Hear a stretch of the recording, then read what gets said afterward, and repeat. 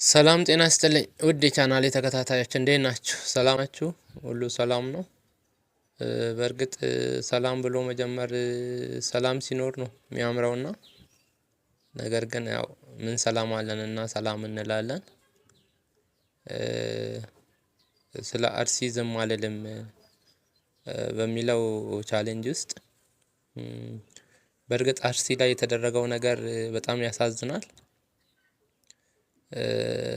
እየተገደሉ ያሉት ክርስቲያኖች፣ እየተጎዱ ያሉት ወገኖች፣ እየተቃጠለ ያለው ቤተ እምነት በጣም አሳዛኝ ነገር ነው። መንግስት ባላት ሀገር በህግና በስርዓት እመራለሁ በምትል ሀገር ውስጥ የሚሆነው ነገር በጣም አሳዛኝ ነው። እስቲ ከእግዚአብሔር ቃል አንጻር የሚደረገውን ነገሮች ከመጽሐፍ ቅዱስ አንጻር አንዱን እንነጋገራለን እያየን በመጽሐፍ ቅዱስ ውስጥ በግፍ የተገደሉ ወይም የተጨቆኑ ሰዎችን የሚጠቅሱ ብዙ ታሪኮች አሉና ከነዚህ ውስጥ ጥቂቶቹን ነው የምናየው።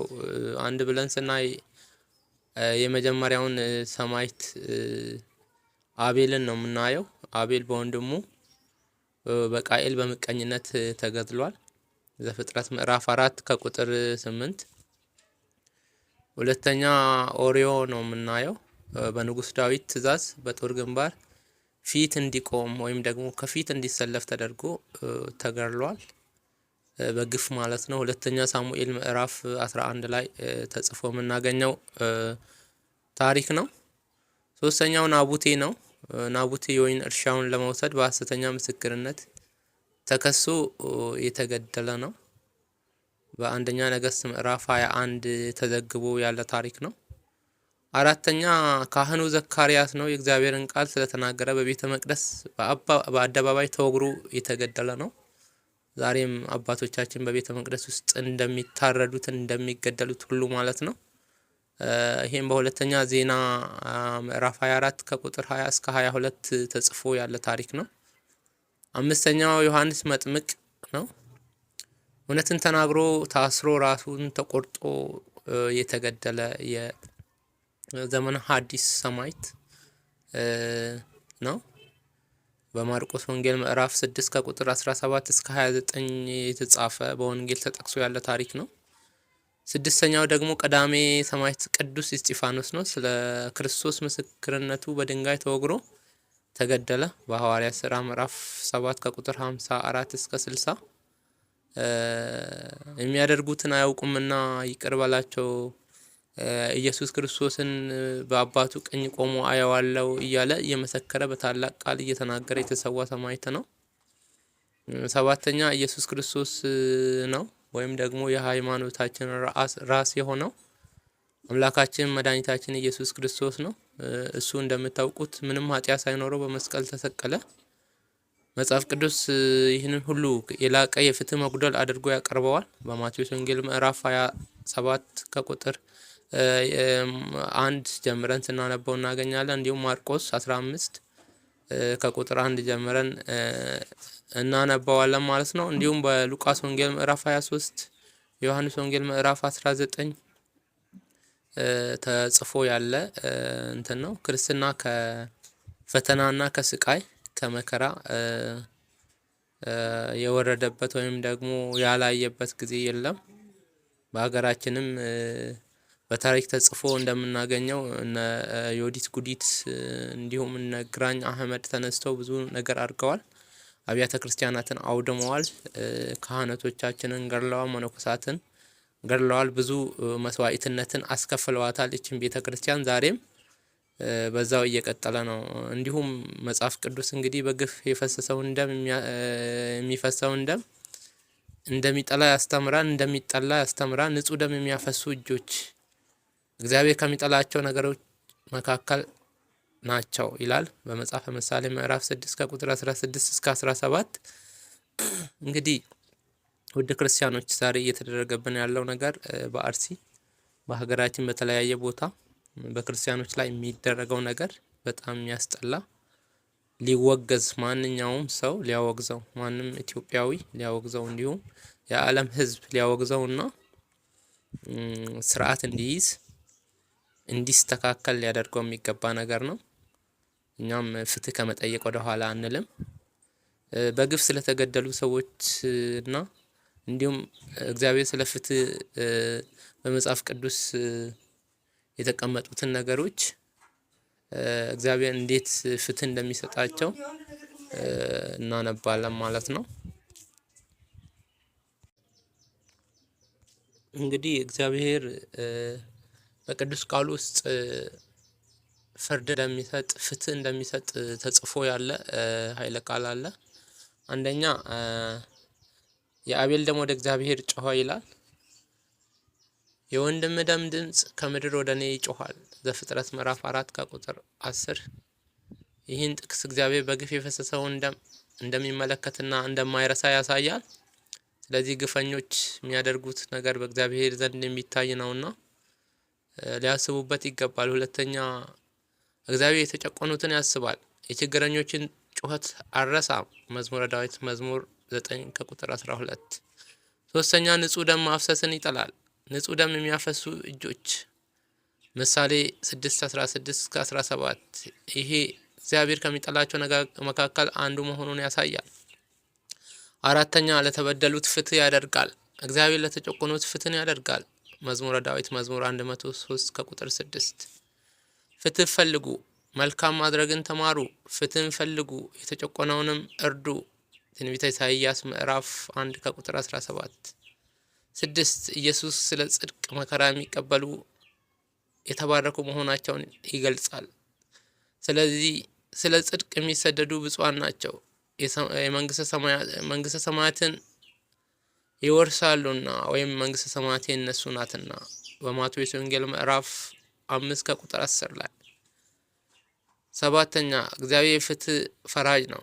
ፍርድ የእግዚአብሔር ነው። ዘዳግም 1:17። እነዚህ ከላይ ያየናቸው ጥቅሶች በግፍ የተገደሉት ወይም የተጨቆኑት እግዚአብሔር እንደሚያስባቸውና በመጨረሻም ፍትህ እንደሚያደርግ ነው። ውድ ክርስቲያኖች እንግዲህ እግዚአብሔር የበቀል አምላክ መሆኑን በማወቅ እግዚአብሔር በደላችሁን የተደረገባችሁን ነገር እንደሚያስብና እንዲሁም በስሙ የተሰዉትን መንግስተ ሰማያት እንደሚያሳርፍ ለሃይማኖታቸው ለክርስትናቸው የከፈሉት ዋጋ መሆኑን በማሰብ በእምነታችን እንድንጸና ከፊት ይልቅ እንድንተጋና እንድንጸልይ ስለ ሃይማኖታችን እንድንጋደል ተጽፎ እንዳለ ሁሉ እስከ ፍጻሜው እንድንጸና እግዚአብሔር ይርዳን። እንግዲህ መጽናት አለብን። በመከራ ውስጥም ሆነን ክርስትና ያለ መከራ አልጋ በአልጋ የሆነ መንገድ ስላልሆነ ይበልጥ መትጋትና መጽናት አለብን ማለት ነው። በመጨረሻ የምናየው ክርስቲያኖች ምን ማድረግ ራሳቸውን ለመጠበቅ ምን ማድረግ እንዳለባቸው ነው። ቅድመ ጥንቃቄዎችን እናያለን ማለት ነው ከመጽሐፍ ቅዱስ አንጻር። አንደኛ ንቁና ጥንቁቅ መሆን ነው። ኢየሱስ ክርስቶስ እንዲህ ብሏል በወንጌሉ ላይ እንግዲህ እንደ እባብ ጠቢባን እንደ ርግብ የዋሃን ሁኑ። በማቴዎስ ወንጌል ምዕራፍ 10 ከቁጥር 16። ይህ ክርስቲያኖች አደጋ እንዲያስተውሉ እንዲጠነቀቁ ያስተምራል። እንግዲህ ስንኖር ብልህ መሆን እንዳለብን ከገዳዮቻችን ጋር ስለምንኖር መጠንቀቅ እንዳለብንና ከክፉ ነገር መራቅ እንዳለብን ነው የሚያሳየን። ሁለተኛ አደጋ ሲኖር ከቦታው መራቅ። ጌታችን መድኃኒታችን ኢየሱስ ክርስቶስ ሐዋርያትን በአንዲት ከተማ ቢያሳድዷችሁ ወደ ሌላው ሽሹ በማቴዎስ ወንጌል ምዕራፍ 10 ከቁጥር 23 ላይ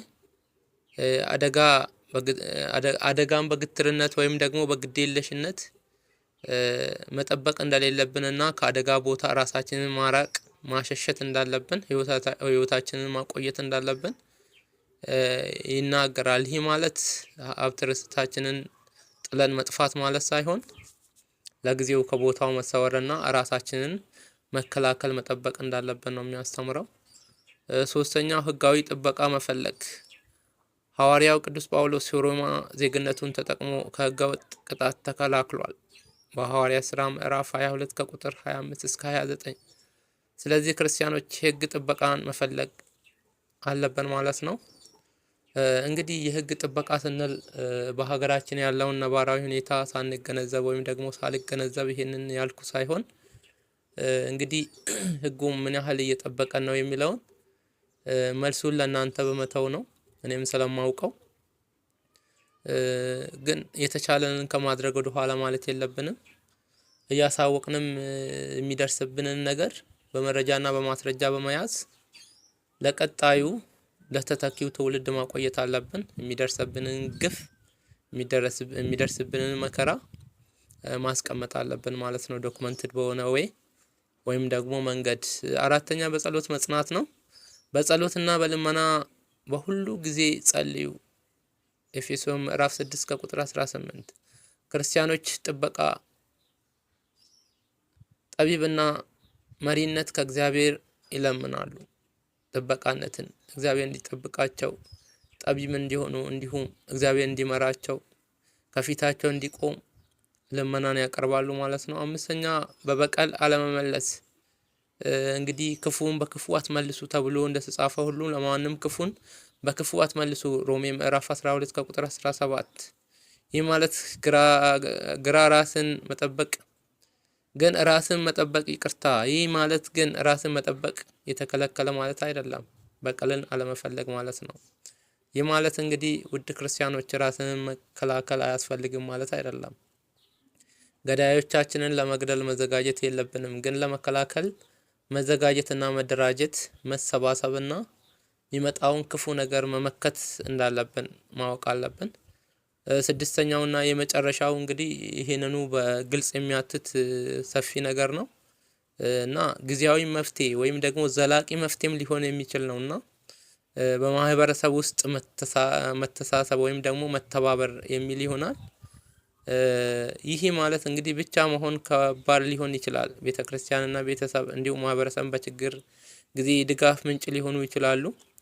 በአጠቃላይ መጽሐፍ ቅዱስ ውስጥ እንዲጸልዩ፣ እንዲጠነቀቁ፣ ከአደጋ እንዲርቁና ህጋዊ ጥበቃ እንዲጠቀሙ ያስተምራል። ነገር ግን በቀልን እንዳይፈልጉ ያዛል። እንግዲህ ውድ ክርስቲያኖች በዚህ ሰዓት እርስ በርስ ልንተሳሰብ፣ ልንጸልይ፣ እርስ በርስ በጸሎት ልንተጋና እንዲሁም ቅድስት ቤተ ክርስቲያናችንን አድባራት ገዳሞቻችንን ልንጠብቅና ልንጸና ያስፈልገናል ማለት ነው። እንግዲህ በድጋሚ አሁንም ፍትህ ለአርሲ በማለት ፍትህን እንጠይቃለን። ፍትህ ከእግዚአብሔርና እንዲሁም እኛም ጠንካራና ምንተሳሰብ መሆን አለብን። አመሰግናለሁኝ። እንግዲህ ፍትህ ለአርሲ በማለት አጠናቀቃለሁኝ። ክብረት ይስጥልኝ።